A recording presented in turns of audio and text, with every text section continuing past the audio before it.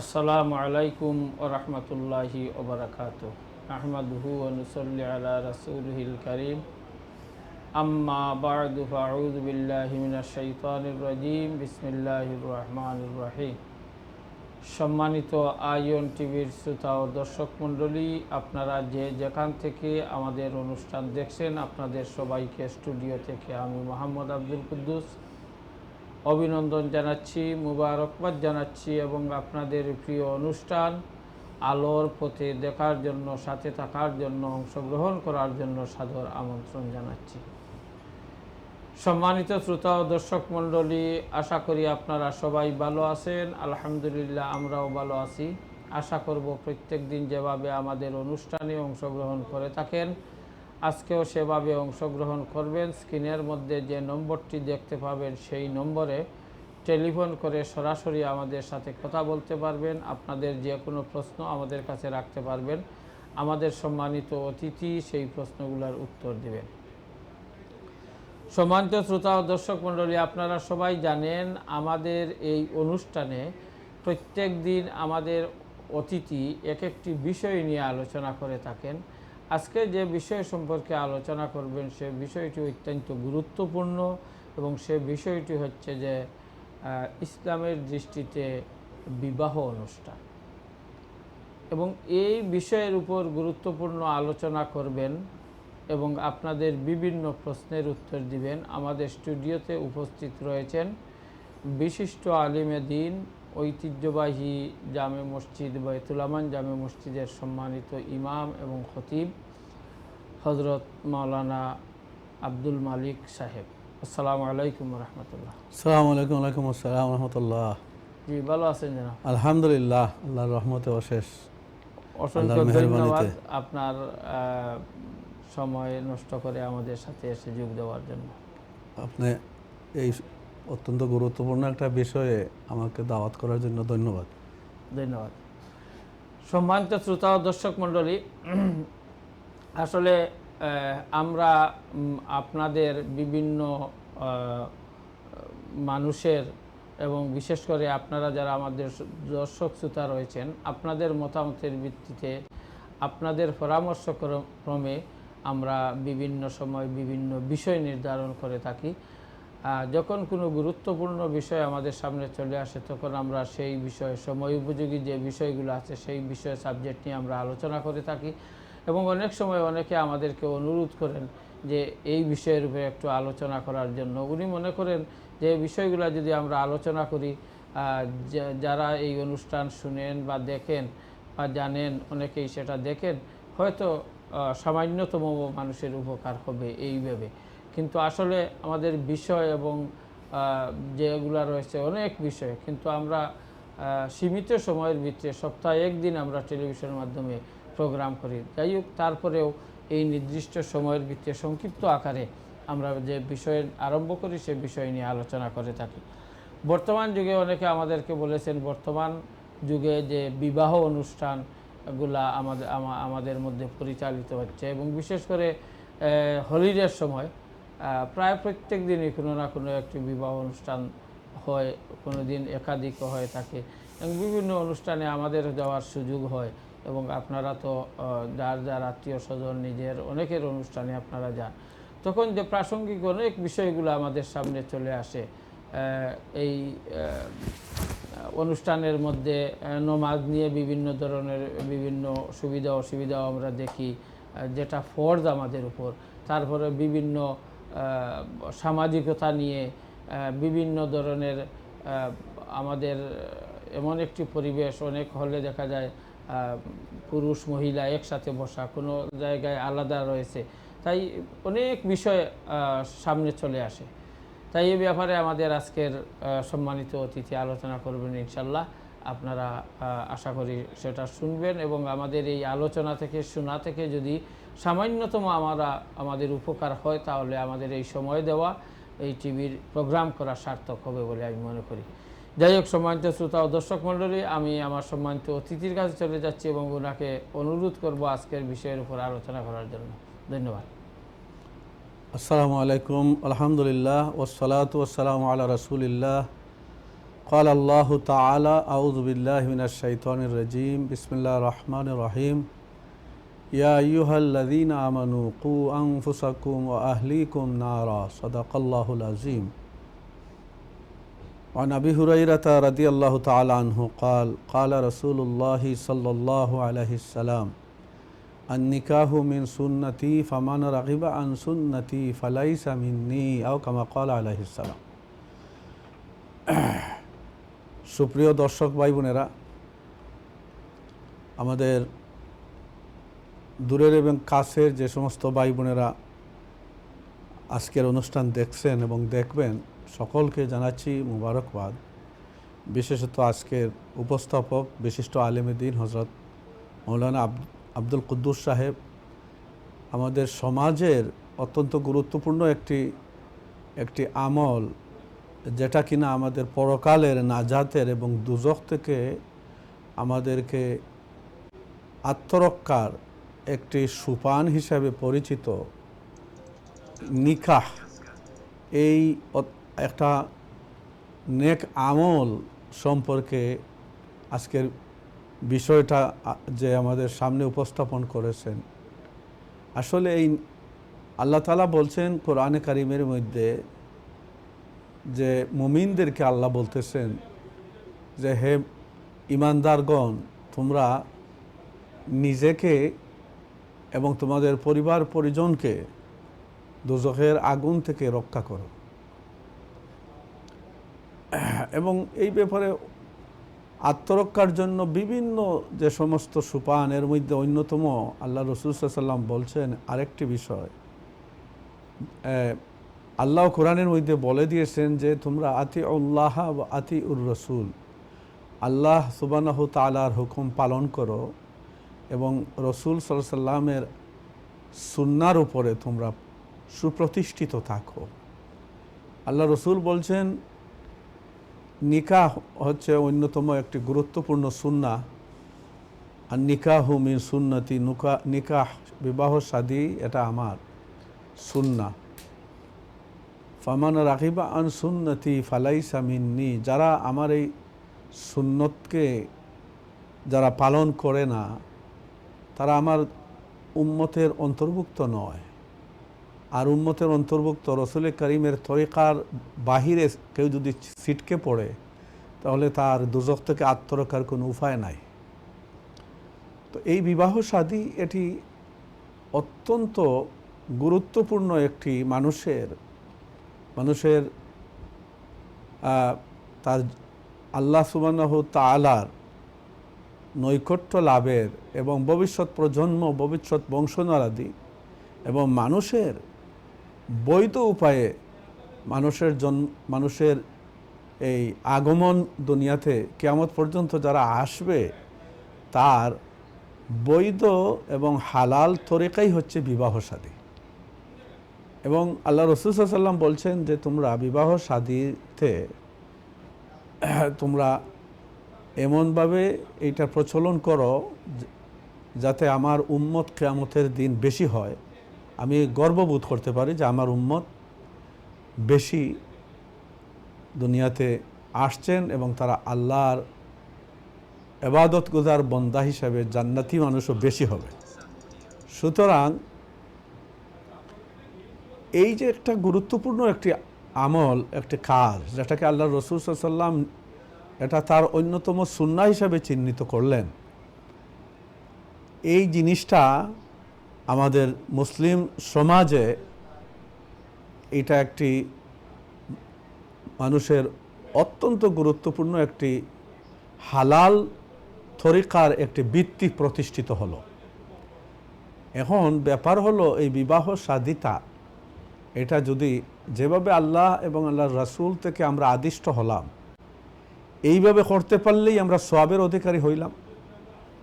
আর যদি আমরা তার ব্যত্যয় ঘটে এই বিবাহ শাদীতে, আমরা যদি আল্লাহর নাম নিয়ে যেভাবে রসুলের তরিকা, যেভাবে সুন্নাহ এইভাবে যদি আমরা না করিয়া প্রচলিতভাবে পৃথিবীতে আরও মুসলমান ছাড়া অনেক জাতি যারা বর্তমানে বিভ্রান্তির মধ্যে আছে, তাদের প্রথাগুলা যদি আমরা অনুসরণ করিয়া আমরা বিবাহ শাদিতে এইগুলা আমরা হায়ার করিয়া দাঁড় করিয়া আনিয়া যদি আমরা প্রচলন করাই, তাহলে হালাল আর হারামের আর প্রয়োজন কি?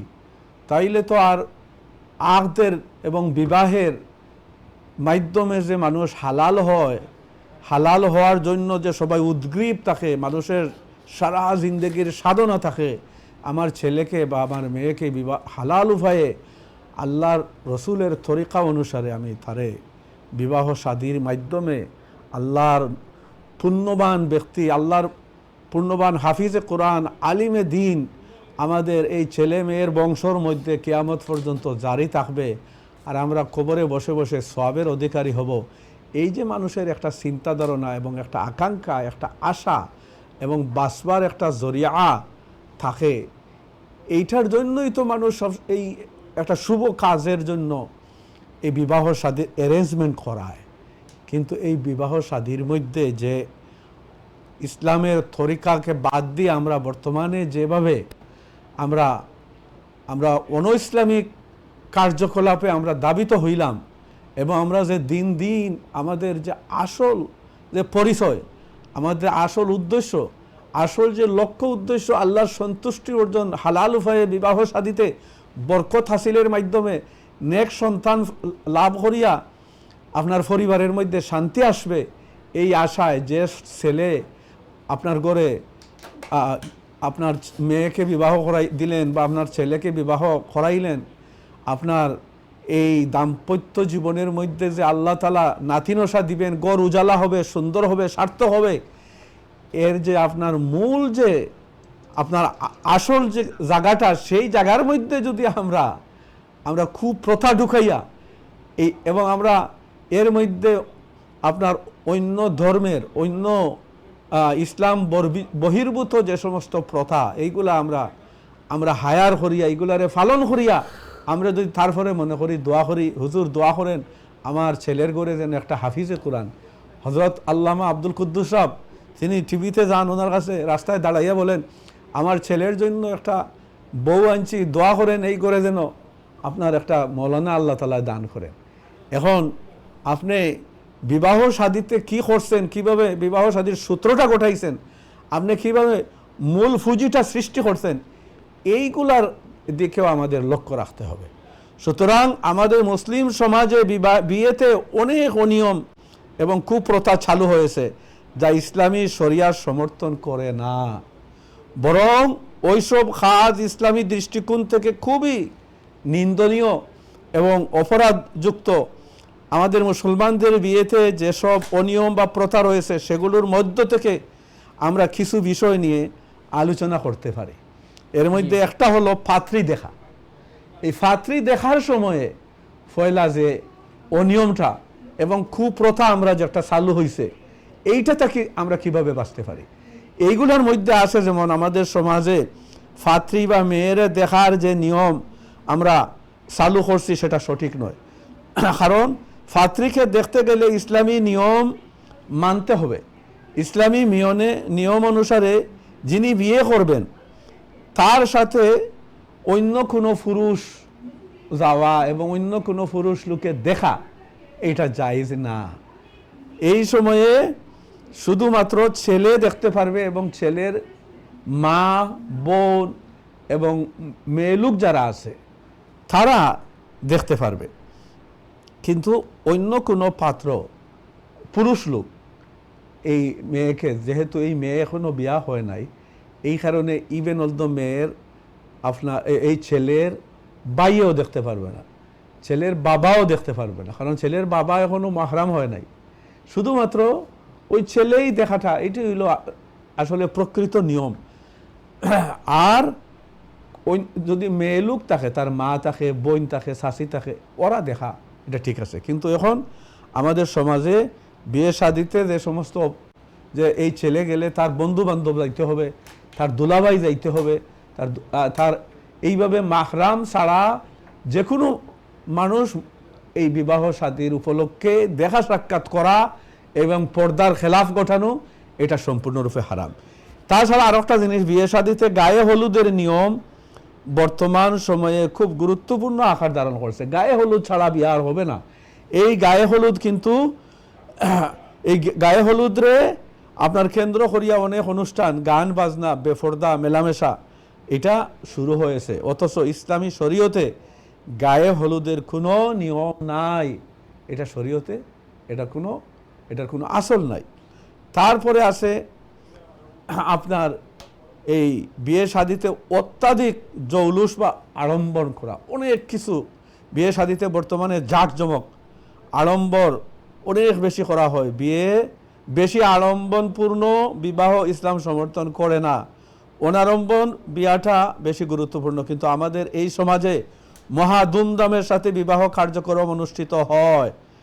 টাকা না থাকলেও দাঁড় করে, টাকার সুদের উপর ঋণ করে, তারপরে এই বিয়ার মধ্যে জাঁকজমক এটা জারি রাখতে হবে। লিমোজিন গাড়ি কয়েকটা হায়ার করতে হবে এবং আপনার 15,000 20,000 আপনার খরচ না করলে বিবাহ শাদিতে হল যদি ভালো হল না হয় তাইলে ছেলে কিংবা মেয়ে এটা মানবে না।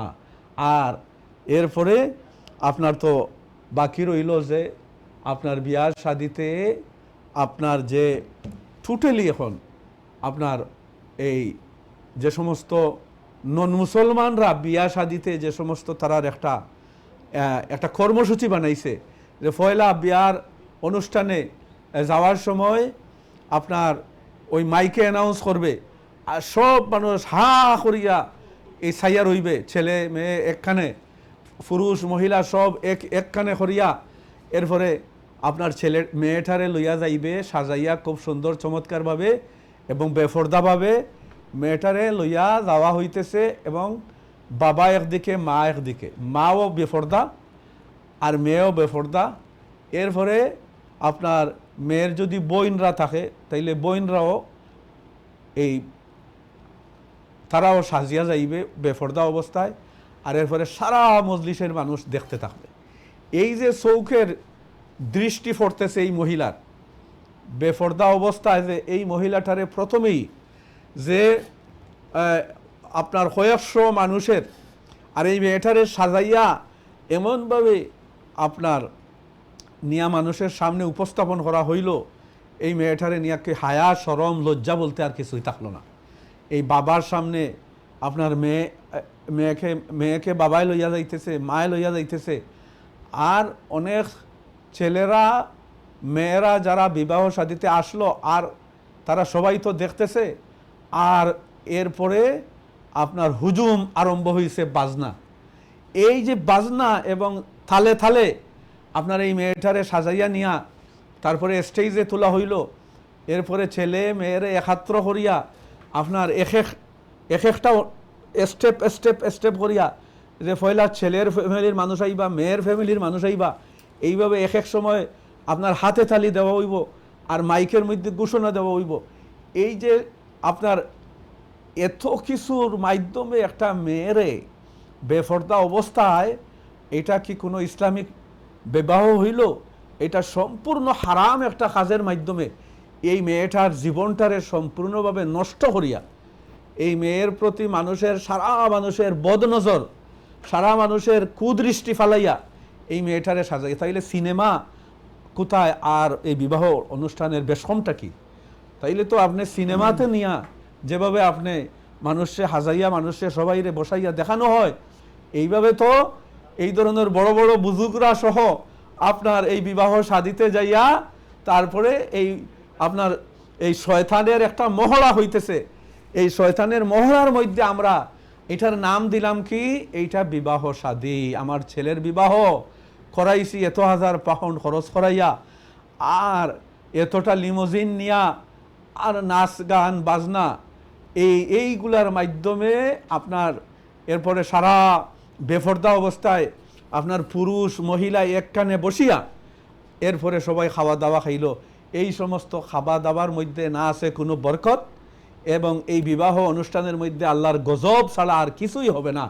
এই জন্য মুসলমানদের এখনও সময় আছে, আমরা যেন এখনও আমরা আল্লাহর কাছে তওবা ইস্তেগফার করিয়া এই সব জিনিসটাকে যদি আমরা ফিরত না আসতে পারি, আমরা যদি এইভাবে নন মুসলমানদের কালচারের মধ্যে আমরা গা ছাড়িয়া দেই, আমরা যদি বলি যে না আমার ছেলে মেয়েরা বুঝতেছে না, এরা এরা না বুঝিয়ে এরা এইসব করে ফেলেছে, আমরা যখন জিজ্ঞাসা করি বিবাহ শাদীতে আমাদের দাওয়াত দেয়, হুজুর আসি একটা দোয়া করবেন, এখন যাওয়ার পরে এখন আগে বলে যে না কোনো গান বাজনা কিছুই হবে না, এরপরে যাওয়ার পরে বলে একটু এইগুলা করে ফেলছে, একটু তোরা ধৈর্য ধরেন, এখন সবগুলা গুনার কাজ করাইয়া শেষে স্টেজে নিয়া বলে একটা দোয়া করিয়া সবরে আপনার এই বেহায়াফনা আর যা কিছু করছে অন্যায় এই সবগুলারে তওবা ইস্তেগফার মাধ্যমে দোয়া দিয়া ওইগুলা নাফাক সবগুলারে ফাঁক করিয়া দেন। আস্তাগফিরুল্লাহ ইন্নাল্লাহু গফুরুর রহিম। এই সমস্ত অনুষ্ঠানের মধ্যে কোনো বরকত নাই। এই জন্য দেখা যায় অনেক বিবাহ শাদী 6 মাস পরে নাই, আমাদের কাছে আবার ফিরিয়ে আসে 3 মাস পরে, ঝগড়াঝাটি লাগি গেছে, আপনি দয়া করিয়া একটা ফতোয়া দেন কিভাবে কি করতে পারে। এই জন্য এখনো আমরা অনুরোধ রাখবো যারা গার্জিয়ান আছেন, যদি আপনার ছেলে মেয়ে বিবাহ শাদীর আগে তাদের নিয়া ঘরে বসেন, তাদের সাথে পরামর্শ করেন, না হয় আত্মীয় স্বজন নিয়া বসাইয়া যে বাবা আমরা ঘরে একজন আল্লাহর বরকত নিয়া ঢুকাইতে চাই, আল্লাহর একজন প্রিয় বান্দি আমাদের ঘরে আনতে চাই, আমাদের ঘরে একজন বউ আনতে চাই যার মাধ্যমে আল্লাহর রহমত আসবে, তাইলে আমরা এই মেয়েটারে আমরা বিবাহ শাদীর দিন কোনো মানুষরে পর পুরুষরে আমরা দেখাইব না, আমরা পর্দার মাধ্যমে রাখবো। মেয়েকে রাখেন মহিলাদের পাশে, মহিলা আর ছেলেকে রাখেন পুরুষদের পাশে, সেপারেট করিয়া আলাদাভাবে তাদেরকে এইভাবে সুন্দর অনুষ্ঠানের মাধ্যমে দোয়া দুরুদের মাধ্যমে এবং বেপর্দা মাহরম ছাড়া কোনো মানুষের সামনে মহিলাদেরকে এখানো জমা না করিয়া এই ধরনের বিয়ার মাধ্যমে যে আপনার এই কাপল গড়ে নিয়ে আসবেন, এর মাধ্যমে আল্লাহ বারাকা দিবে, এর মাধ্যমে আল্লাহ শান্তি দান করবে, আর এর মাধ্যমে যে আওলাদ আল্লাহ দান করবেন সেই আওলাদ আল্লাহর রহমতে কোরআনে হাফিজ হবে, সেই আওলাদ নামাজি হবে, আপনার ঘর আলোকিত হবে, আপনার ঘরে আল্লাহর রহমত নাজিল হবে, জগলা জাটি শয়তানের ওয়াসওয়াস সবগুলা দূর হবে। আমি আসলে ব্যাপার যেটা আপনি বলছেন অত্যন্ত খুবই গুরুত্বপূর্ণ আমাদের সমাজে বা আমাদের কাছে। তো আমার চেয়ে আপনাকে তো অনেক জায়গায় যেতে হয় বা অনেকে দাওয়াত দেন দোয়ার জন্য, আখ পড়ানোর জন্য, এবং অনেক জায়গায় দেখা যায় যে মনে করেন আপনি গেছেন দোয়ার জন্য অথবা সেখানে কিছু পড়াশোনা করবেন, দোয়া করবেন, দেখা যায় যাওয়ার পর সেখানে বসিয়ে রাখা হয়ে যায়, আবার গান বাজনা চলছে, বিভিন্ন আনুষ্ঠানিকতা চলছে। সর্বশেষ যখন সবাই ক্ষুধার্ত, যখন সবাই খাওয়া দাওয়া করার সময়, তখন বলবে যে হুজুর একটু দোয়া করেন। আবার দোয়ায় যখনই আপনি হাত তুলবেন আপনি তাড়াতাড়ি শেষ করেন, আগেই বলে দিবে যে আর এখন খুব ক্ষুধার্ত সবাই, শর্ট করেন যা পারেন শর্ট করেন। আর আসলে হইছে কি আমরা আসবো আমাদের সময় হয়ে গেছে একটু ব্রেকের, ব্রেক থেকে আসার পর ইনশাআল্লাহ আসবো। সম্মানিত শ্রোতা ও দর্শক মণ্ডলী, আসলে এই ব্যাপারটি অত্যন্ত গুরুত্বপূর্ণ, তারপরেও যেহেতু সংক্ষিপ্ত সময়ে আমরা আলোচনা করার চেষ্টা করব। সময় হয়ে গেছে একটি ব্রেকের, আমরা ব্রেকে চলে যাচ্ছি। ব্রেক থেকে আসার পর বাকি আলোচনা করব, সেই পর্যন্ত আপনারা আমাদের সাথেই থাকুন। আসসালামু আলাইকুম।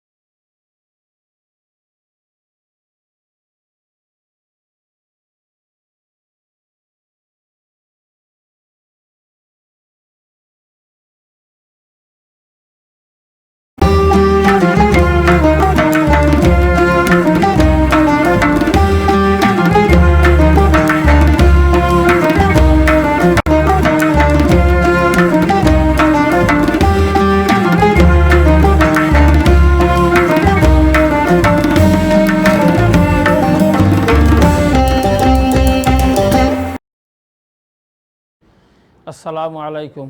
সম্মানিত শ্রোতা ও দর্শক মণ্ডলী, বিরতির পর আবারও আমরা চলে এলাম। এই সময়ে যারা আমাদের অনুষ্ঠানে অংশগ্রহণ করেছেন আপনাদেরকে আমরা স্বাগত জানাচ্ছি। সম্মানিত শ্রোতা ও দর্শক মণ্ডলী, যারা নতুনভাবে আমাদের সাথে অংশগ্রহণ করেছেন আপনাদের জানার জন্য বলছি, আমাদের আজকের সম্মানিত অতিথি জনাব হযরত মাওলানা আব্দুল মালিক চৌধুরী সাহেব বর্তমান প্রচলিত অবস্থায় যে সমস্ত বিবাহ অনুষ্ঠান হচ্ছে এবং এই বিবাহ অনুষ্ঠানে যে বিষয়গুলা কুরআন হবে এবং হাদিসের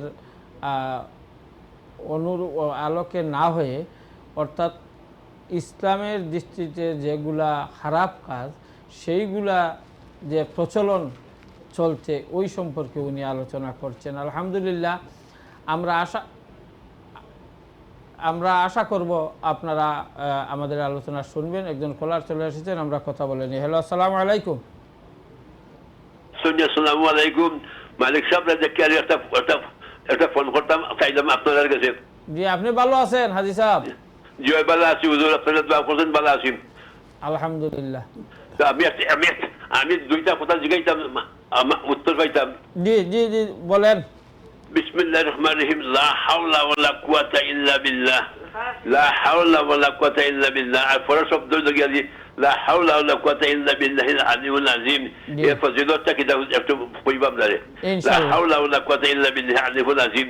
আর পয়লা কইছি লা হাওলা ওয়ালা কুওয়াতা ইল্লা বিল্লাহ। ওয়ালা একটা কথা থোড়া এড করিলে আপনারে থাকতে, ওয়ালা কুওয়াতা, লা হাওলা ওয়ালা হাওলা ওয়ালা কুওয়াতা, কুওয়াতা কুওয়াতা, ওয়াও দুইবার, কুওয়াতা, আচ্ছা, কুওয়াতা কুওয়াতা ইল্লা বিল্লাহ, ইল্লা বিল্লাহ। আর পরে আলিয়্যিল আযীম। জয়। ওকে, ইনশাআল্লাহ ইনশাআল্লাহ। আপনি ভালো আছেন? জয় হুজুর, ভালো আছি। আপনারা লাগে দোয়া করতাম, আপনারা জ্ঞানী মানুষ। ইনশাআল্লাহ আল্লাহ আপনারে ভালো রাখুকা, সুস্থ রাখুকা। ধন্যবাদ, ধন্যবাদ জনাব। যাই হোক, আমি যেটি বিষয় বলতেছিলাম, আমাদের সমাজে আলহামদুলিল্লাহ অনেক জায়গায় আছে যে খুবই সুন্দরভাবে বিবাহ সম্পূর্ণ হচ্ছে, পুরুষ মহিলা আলাদা, সেখানে কোনো গান বাজনা নেই, সেখানে কোনো একই প্রকার কাপড় চোপড়েরও সমাহার নেই, বা অনেক বিবাহ আছে। আবার কোথায় কোথায় দেওয়া হচ্ছে, দেখা যায় যে মানুষকে এমনভাবে সংকট পালানো হয় যে আপনি যখন আপনার কোনো আত্মীয়ের বিবাহে যাবেন, দেখা যায় ড্রেস কোড বলে দেওয়া হয় যে এই রঙের কাপড় নিয়ে আসবেন।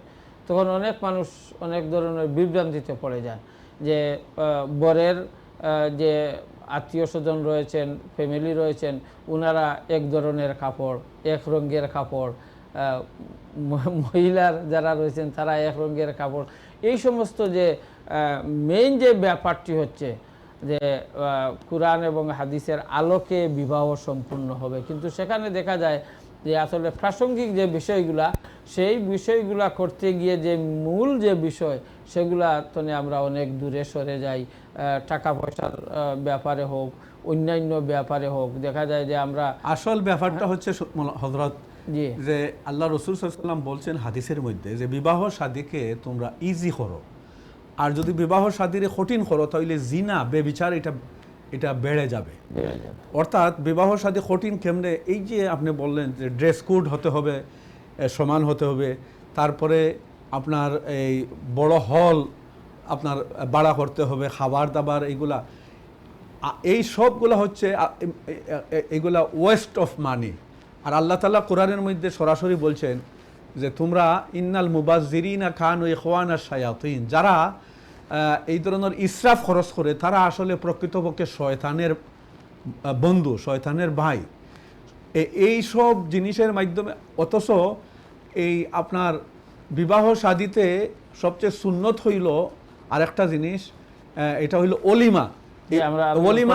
অলিমার খবর নাই, আর এমনি খরচ প্রচুর খরচ। একজন কলার চলে এসেছেন, কথা বলেন। হ্যালো, আসসালামু আলাইকুম। আসসালামু আলাইকুম। হ্যালো, ওয়ালাইকুম আসসালাম। জি, আমি ভালো আছেন? জানতাম চাচ্ছিলাম,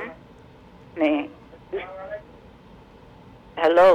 জি, আমরা শুনছি, আপনার প্রশ্নটি বলেন। আসসালামু আলাইকুম। ওয়ালাইকুম আসসালাম। লোকে নামাজ কোন ধরনের পড়তা ওটা দেখাইয়া দিবানি? মেয়ে লোকের নামাজের নিয়ম নিয়ত নাই নিয়ম নিয়ম নিয়ম কেমতিখানি পড়তা উঠতা বইতা ওটা ওকে ইনশাল্লাহ ইনশাল্লাহ কোন দিন দেখাইবা ও আজকে যদি সময় হয় তাহলে ইনশাল্লাহ বলবেন ওকে লাগে কয়েকদিন যদি আপনারা দেখায় যে ভালো হইব এটার প্রদর্শনী করতে আর কি একটা আলাদা নমাজের ইনশাল্লাহ। নমাজের প্রদর্শনী একটা করা যতটুকু সম্ভব হয় আমরা বলে দিব ইনশাল্লাহ কয়েকদিন যদি দেখাইয়া দেন আপনারা যে আমরা ফলো করব ওকে ওকে ইনশাল্লাহ ধন্যবাদ আসসালামু আলাইকুম ধন্যবাদ আপনাকে তো আমরা যে কথাটা বলতে চাইছিলাম যে আসলে আমরা ভুলে গেছি আমরা আসলে মুসলিম জাতির আজকে যে পৃথিবীতে না, যে এই ব্যাপারে যেটা আপনি বলছেন জনাব আমাদের কাছে তো অনেক মানুষ ওই যে বিবাহ সম্পূর্ণ যারা হচ্ছে এদের মা বাবা যে মানে শ্বশুর শাশুড়ি চাচা সবাই দেখা যাবে যে অত্যন্ত সম্মানিত পরেশগার। মানুষ পরেশগার মানুষ মসজিদে হাদিসার আগের কাতারে মানুষ। থাকেন। জি এরপরে অনেক তখন উনারা অনেক সময় বলেন বা অনেক আলিমুলামাও আছেন মানে সব ধরনের মানুষ কিন্তু অনেকে দেখা যায় যে বলেন যে আমরা ওফারক আমাদের ছেলে বা মেয়ে তাদের চাহিদা যে এইভাবে হলে যেতে হবে এইভাবে করতে হবে আমরা যতটুকু পারি তাদেরকে বলি, এখন কিন্তু এখন অনেক হযরত সময় আমরা ব্যাপার হইল ওফারক এই কথাটা বললে এখন যদি এখন বলে যে আমি ওফারক আমি এই অন্যায় একটা কাজ আমি করতে সে আরেকজনরে সে হত্যা করে লিত এখন আপনি বলবেন নি যে সে ওফারক হইয়া সে হত্যা করছে আপনি এটা আপনার সামনে যদি আপনার সামনে একজনকে হত্যা করে মারে তে আপনিও তো আসামি হবেন এই আসামিটাকে তো আপনি বাঁচতে পারবেন না বাঁচতে পারবো। ঠিক তেমনিভাবে এখন সে বলল আমি অন্যায় কাজ এইগুলারে আমরা মৌন সমর্থন দিই এটা একটা বাহানা আদারওয়াইজ আপনার ছেলে গুনার কাজ এই বিবাহ শাদীর নামে এইটা তো একটা আপনার এই অত্যন্ত জঘন্যতম একটা সার্কাস করা হইতেছে এইটা আসলে কোনো বিবাহ শাদী না এটা হইল বিবাহ শাদীর নামে মানুষের ডাকিয়া নিয়া এটা আপনি গান বাজনা বাজাইতেছেন আর মানুষ এই ছেলে মেয়েরে যেভাবে বেফর্দা অবস্থায় একত্রিত করিয়া মানুষের সামনে গান বাজনা বাজাইতেছেন এইটা তো কোনো বিবাহ শাদী না এটা তো হইল যে কালেকটিভলি একটা গুনার মঞ্চ তৈরি করা এবং তাইলে এই মঞ্চতে জি। এইটা তাইলে এখানে আর আল্লাহর নাম নিয়ে তো আল্লাহর নামে গুনার কাজ করা আরো মারাত্মক কবিরা গুনাহ না, এবং মানুষের ঈমান নষ্ট হওয়ার সম্ভাবনা জি রয়েছে আর ওই যে আপনি একটি কথা বললেন আপনি তো এই দেশে অনেক আগ থেকে আমাদেরও প্রায় 25 বছর হয়ে গেছে আমরা আসার পরেও তো দেখেছি এইভাবে ছিল না এই কয়েক বছরের মধ্যে দেখা যায় আপনি যে প্রথমে বললেন যে হঠাৎ যেমন এই যে কোনো সভায় যে অতিথি আসছেন যেভাবে মাইকে ঘোষণা দেওয়া হয় হঠাৎ সবাইকে বলা হলো এমনি গান বাজনা চলতেছে হঠাৎ সবাইকে বলা হলো আপনারা নীরব হন এখন মানে কোনে গুরুম আসতেছে, bride আসতেছে। মহিলা আসতেছে হয়।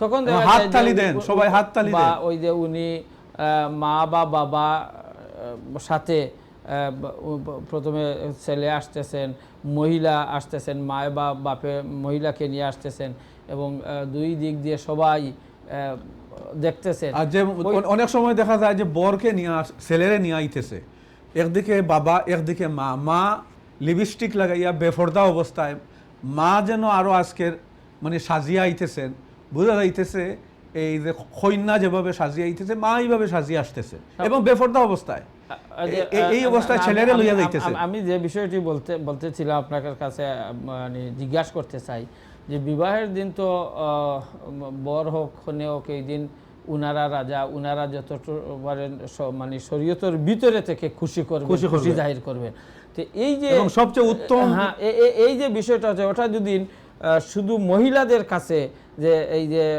কন্যাকে দিয়ে বলে কন্যাকে নিয়ে এইভাবে আনা হোক শুধু মহিলারা এটা ঠিক আছে এটা মহিলাদের জন্য জায়েজ আছে পুরুষরা যদি গান বাজনা না হয় তো সুন্দরভাবে এলান দিয়ে উনার মা ভাই বোন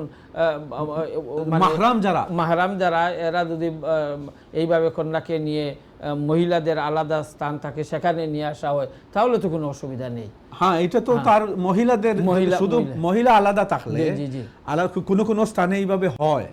যেমন এখনো আছে বিভিন্ন জায়গায় এই প্র্যাকটিসটা চলতেছে আলহামদুলিল্লাহ, যে মহিলাদের জন্য আলাদা পৃথক জায়গা আছে, কইনারে ব্রাইডে আলাদা জায়গায় নেওয়া হইল, এবং দেখেন কত সুন্দর কোরআন তিলাওয়াত দেওয়া হয়, নাশিদ দেওয়া হয়, এইভাবে অনেক বিবাহ শাদীতে গেছি আমরা। কিন্তু এখন একত্রিত করিয়া এমনভাবে এরপরে বর এখন আল্লাহ রসুল এটা হইল একটা সুন্নাহ খাম, ইম্পর্টেন্ট একটা গুরুত্বপূর্ণ সুন্নত। এবং যে বর হবে সে হলো আজকের একজন সম্রাট হিসাবে, তার একটা সুন্দর মানায়, এবং সে যেন আজকের দিনে উত্তমভাবে শরীয়তের উত্তম লেবাস পরিয়া সে যেন আসে। বিবাহ শাদীতে কত সুন্দর আল্লাহ রসুল সাল্লাল্লাহু আলাইহি ওয়াসাল্লাম থেকে সাহাবায়ে কেরামরা কত সুন্দর কেফ পড়তেন। এরপরে আমাদের এই ইসলামিক সমাজে একটা বড় মুলাশার ব্যবস্থা থাকতো, মানে দামানদের একটা আলাদা 1000 মানুষ থাকলে তো উনি এখানে দামান খেয়ে এখানে বর খেয়ে তো উনার পোশাক দেখেই পরিচয়, কি সুন্দর শেরওয়ানি পাগড়ি। কিন্তু এখন এমন অবস্থা হয়েছে অনেক সময় মানুষ এসে জিজ্ঞাসা করে, মনে হয় একজন বসা এর মধ্যে দামান্দ বসা, কিন্তু মানুষ ওনাকে চিনতেছে না, বলতেছে যে দামান খে, অর্থাৎ দামানদের চেয়ে সাথে যারা এরা আরো রঙিন কাপড় চোপড় আছে। এবং এই যে তার মুলাশাজ একটা বলা হইতো যে একটা এটা শাহানশাহী একটা সুন্নাহ, important Sunnah of the prophet সাল্লাল্লাহু আলাইহি ওয়াসাল্লাম। আল্লাহ রসুল সাল্লাল্লাহু আলাইহি ওয়াসাল্লাম কালানসুয়া, অর্থাৎ এই যে আপনার পাগড়ি ছাড়া আল্লাহ রসুল সাল্লাল্লাহু আলাইহি ওয়াসাল্লাম কখনো মানে গুরুত্বপূর্ণ ভাষণ বা গুরুত্বপূর্ণ সময়ে নমাজে খুতবাতে আল্লাহ রসুল সাল্লাল্লাহু আলাইহি ওয়াসাল্লাম এই আমামাজ একটা এই আমামা বা পাগড়িটা ব্যবহার করতেন। তাইলে এই পাগড়িটা হচ্ছে এটলিস্ট এই একজন বরের জন্য এই সুন্দর যে একটা তার এইটাই তার একজন সম্রাট একটা তার সুন্দর একটা লেবাসে তারে আলাদাভাবে তার একটা এই দিনকার তার একটা শান একটা বহিঃপ্রকাশ ঘটায়। কিন্তু না, এইগুলা সব বাদ দিয়া থকিও মাথাতে নাই, সুন্নতের কোনো পরোয়া নাই, বরঞ্চ উল্টা কি যেভাবে নন মুসলমানরা।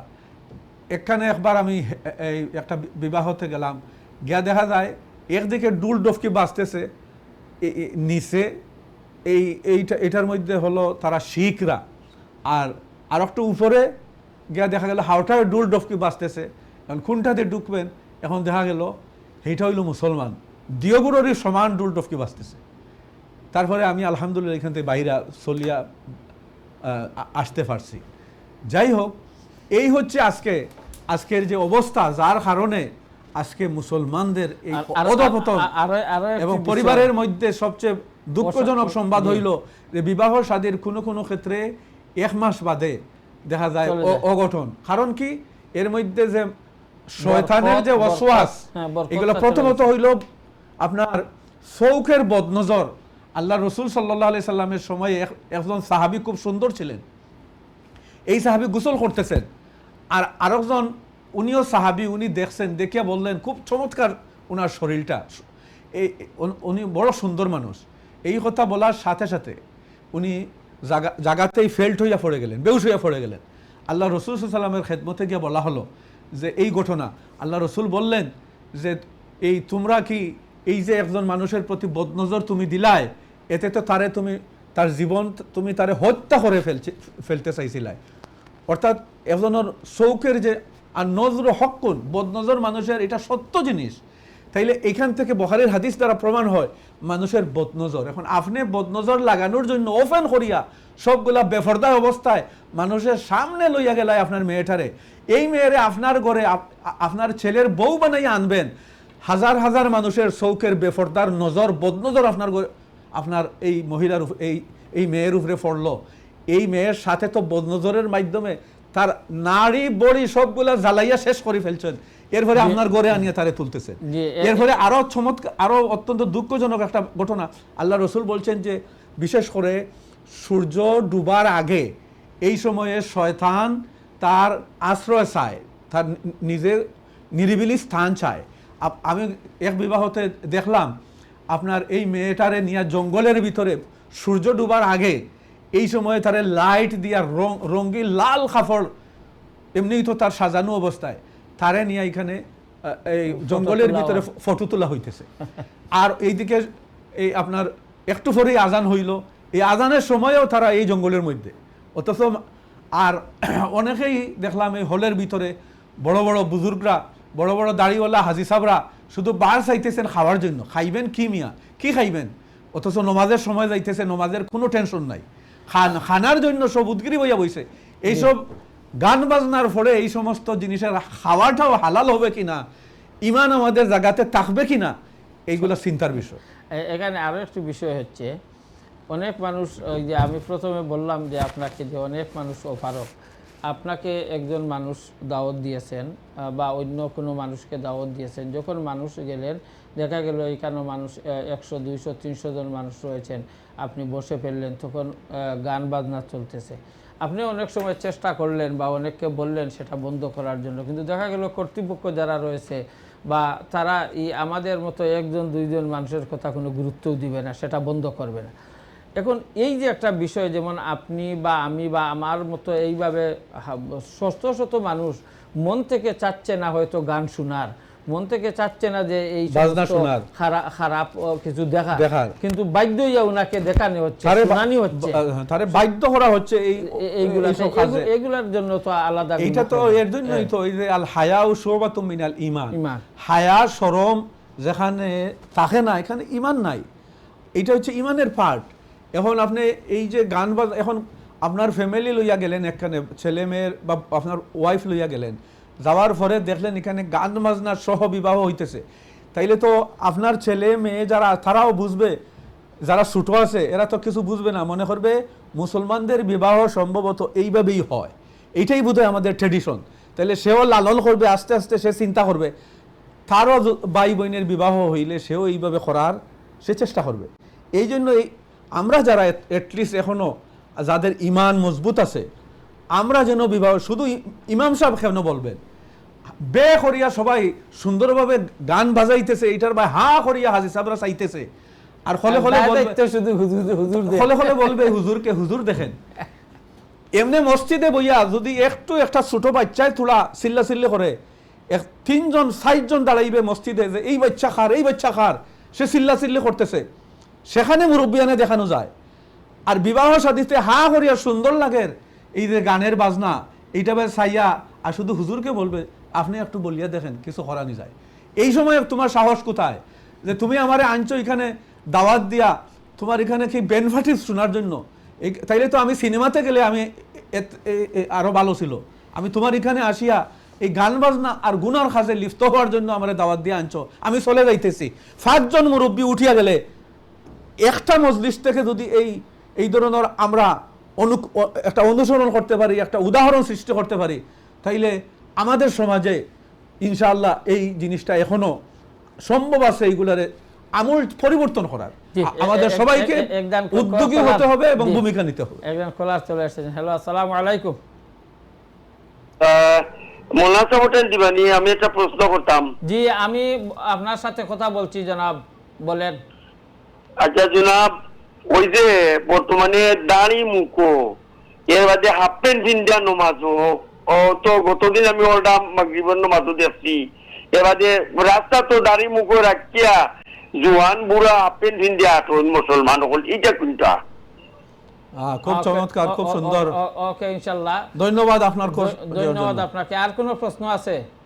জি না, আমরা ওঠা সম্বন্ধে মাতকা কিছু বিবাহ শাদীর যেটা আমরা মাত্রাম, আপনার কোনো মন্তব্য আছে নি? জি না, এটা বলা নাই, এটা বলা নাই। ওকে, ঠিক আছে, ধন্যবাদ। আসলে মানে এমন প্রবলেম হচ্ছে, একটা বিবাহ সম্পর্কে যে আলোচনা করতে যান, মানে কোন দিক চাইলে কোন দিক বলবেন সেটা যায় না, মানে যে দিকে যাইবেন। আলহামদুলিল্লাহ, তারপরেও আমরা দেখতেছি যে বর্তমানে অনেকটা আবার কমেও আসছে। অনেক জায়গায় দেখা যাচ্ছে যে এত বড় না, মানে বর কনে উভয়ই চাচ্ছে যে সীমিত মানুষের মধ্যে সুন্দরভাবে। এই যে দেখেন আল্লাহ তাআলা তো দেখাইলেন আমাদের, এই যে করোনার সময়ে বিবাহ শাদী কত সহজে এবং কত সুন্দরভাবে, আপনার খরচও কম, এরপরে ইসলামিক অনুশাসন মানিয়া চলা হয়েছে। এই উদাহরণটা আমরা এখানে নিতে পারি না আমাদের এই জীবনে, তাহলেই তো আমাদের খরচও কমলো এবং আল্লাহ রাসূল সাল্লাল্লাহু আলাইহি ওয়াসাল্লাম বলছেন আযামুন নিকাহে বারাকাতান আইসারহু মাউনাতান, যে বিবাহ শাদীতে খরচ কম হবে সেই বিবাহ শাদীতে আল্লাহর অসংখ্য বারাকা হবে। অনেক বড় বরকত হাসিল করতে গেলে বিবাহ শাদীতে খরচ কম করতে হবে। কম হবে, এটা আপনার সম্ভবত স্মরণ রয়েছে, ওই যে একটি অনলাইন টিভিতে একটা প্রোগ্রাম আপনি এবং আমি করেছিলাম, সেখানে হয়তো হাজার হাজার মানুষে একটি এই বিষয়ের উপর আমাদের মোহরের উপর একটা আমরা প্রোগ্রাম করেছিলাম। কয়েক হাজার হাজার মানুষ সেটা দেখেছে এবং অনেকে আমার কাছে ফোন করেছেন যে এই বিষয়গুলো সমাজে এখন আমাদেরকে দোষ দেওয়া হচ্ছে যে সেটা আমরা বলি না। আর আসলে কথাটি শেষ যে এই যে আপনি বললেন অনেক বিবাহ এই খরচের জন্য, যে যখন দুমদামভাবে আপনি খরচ করবেন, আপনার 40,000 খরচ করতে না পারলে, কিন্তু আপনার কাছে 40,000 নাই, তখন আপনি লোন করলেন, বিবাহ শেষ হলো, প্রথমে ধুমধাম হলো, বিবাহ একটু 1 মাস 1.5 মাস 2 মাস গেল, তখন স্বামী স্ত্রী আস্তে আস্তে ওই যে খরচ যে পয়সা ছিল সেটা কিভাবে মারবে এটা নিয়ে ঝগড়া বিবাদ আরম্ভ করে বিবাহ শেষ। বিবাহ এই জন্য তো আল্লাহ রাসূল, আল্লাহ কোরআনের মধ্যে বলছে যে তোমরা মিতব্যয়ী হও, তোমরা অপচয় করো না। এবং এই যে বিবাহ শাদীতে যেভাবে আপনার অপচয় হয় খাবার দাবারের মধ্যে, আপনার কত জিনিস নষ্ট হয় বিবাহ শাদীতে। এরপরে আপনার এই বিবাহ শাদীর উপলক্ষ করিয়া আপনার এই এখন আরেকটা জিনিস শুরু হয়েছে যে বিবাহ শাদী বড় হল হইতে হইবে, যার যত বেশি দূরে 30 মাইল হইলে মোটামুটি ঠিক আছে, 50 মাইল হইলে মাশাআল্লাহ, আর যদি 60-70 মাইল দূরে হয় তাইলে তো এক্সেলেন্ট বিবাহ হয়েছে। অর্থাৎ মানুষদের কষ্ট দিয়া আপনার এই দূরে নিয়া, যে যত বেশি দূরে যাইবে নাচ গান তত বেশি তার মজার আনুষ্ঠানিকতা নিরিবিলি নাচ গান করতে পারবে। আর মানুষে আপনি তখন দাওয়াত দিয়া মুরব্বী যারা এরা বিপদ ফেলাইল, এবং তার আত্মীয় স্বজন যাদের গাড়ি নাই তারা অনেকে যারা দোয়া করতো প্রকৃত অর্থে এরা আর যাইতেও পারবে না, সেই দিকে পরোয়া করবে না। যত বেশি দূরে হবে তত বেশি তার আনন্দ উপভোগ হবে। অসংখ্য ধন্যবাদ। আসলে এই সব জিনিসটাকে ফিরে আর না আসলে আমাদের আর অস্তিত্ব থাকবে না। মুসলমানের উপরে গর্দিশ নামবে, বিবাহ শাদীর পরে কিছুদিন পরেই ঝগড়াঝাটি হবে, আর ঘরের মধ্যে শান্তি থাকবে না, শান্তি ফিরবে না। জি, অসংখ্য ধন্যবাদ আপনাকে। অত্যন্ত সুন্দর আজকে আমাদের এই বিষয়, কিন্তু এই সময়ের ভিতরে আমাদের আলোচনা যতটুকু আমরা করেছি আলহামদুলিল্লাহ, আমরা ধারাবাহিকভাবে এই বিষয়ের উপর ইনশাল্লাহ আলোচনা করব। এই বিষয়ে কিন্তু অত্যন্ত গুরুত্বপূর্ণ। আমাদের কাছে কিছু প্রশ্নও ছিল, সেটা কিন্তু আজকে আর আমরা হয়তো সময়ে পারবো না, সংক্ষেপে বলে দেন। তারপরে যদি ওই যে লা হাওলা ওয়ালা, এটা সংক্ষেপে আপনি লা হাওলা ওয়ালা কুওয়াতা ইল্লা বিল্লাহ, এর অর্থ হইল যে আমার কোনো ক্ষমতা নাই আল্লাহর শক্তি ছাড়া, আল্লাহর সাহায্য ছাড়া। ইল্লা বিল্লাহিল আলিয়্যিল আযীম, মানে ওই আল্লাহ সুবহানাহু ওয়া তাআলার প্রশংসা করতেছেন যে যিনি মহান, ক্ষমতাধর, মহান। আল্লাহর সাহায্য ছাড়া কোনো কিছু করা যাবে না, চলবে না, এটাই হলো তার।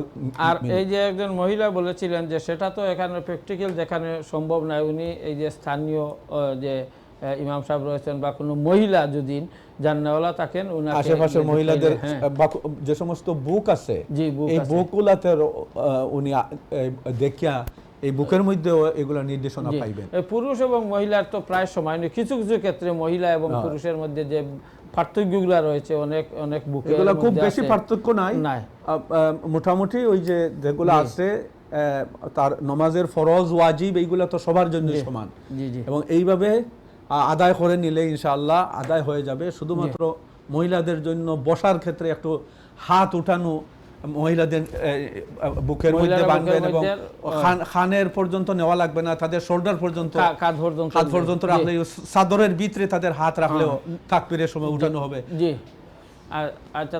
তারপরে বিষয়টি হচ্ছে যে আমার এক ভাই ওই যে প্রশ্ন করেছিলেন অনেকে যে হাফ প্যান্টের কথা। হ্যাঁ, এইটা বড় দুঃখজনক বিষয়। অনেক মানুষ আছে, বিশেষ করে ইয়াং স্টাররা, যারা ইসলামের খুবই আগ্রহ ভরে তারা ইসলামকে মানেন, কিন্তু তাদের মধ্যে দেখা যায় বেশিরভাগ আছেন যে এই আপনার একটু গরম পড়লেই তারা যেন পর্দা এইটা আর দেখে লক্ষ্য করেন না, অথচ নাভির উপর থেকে এখানে দুইটি বিষয় আমি বলি যে অনেকে দেখেছি যে গরমের মধ্যে প্যান্ট পিনদেন, কিন্তু হাঁটু গুড়া থাকে, অনেকের হাঁটু যদি গুড়া থাকে তাহলে তো এটা আমি বলতেছি যে পুরুষের ফরজ হইল আপনার 70 টাকা নাভির উপর থাকি হাঁটুর নিচ পর্যন্ত এবং কেউ কেউ আছেন হাঁটুর নিচ পর্যন্ত ঘুরেন, কিন্তু যখন হাঁটুর নিচ পর্যন্ত বলতে হাঁটুর এই একবারে খাসে খাসে লাগাইয়া, কিন্তু যখন সজ্জাতে যায় তখন এই জায়গা উঠে যায়।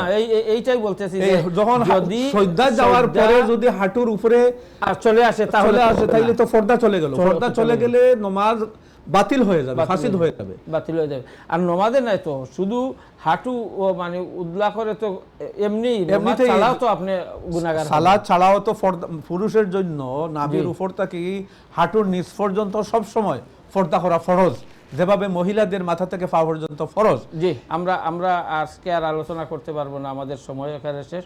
সম্মানিত শ্রোতা ও দর্শক মণ্ডলী, আমরা খুবই সুন্দর আলোচনা করছিলাম। ইনশাল্লাহ আমরা আগামী সপ্তাহে এই বিষয় নিয়ে আলোচনা করব। আপনারা প্রথম থেকে যারা আমাদের সাথে অংশগ্রহণ করেছেন আপনাদেরকেও মোবারকবাদ জানাচ্ছি। সবাইকে আল্লাহ পাক রব্বুল আলামিন ভালো রাখুন, সুস্থ রাখুন, এই কামনা করে এখানেই আজকের অনুষ্ঠান শেষ করছি। আসসালামু আলাইকুম ওয়া রাহমাতুল্লাহি ওয়া বারাকাতুহু।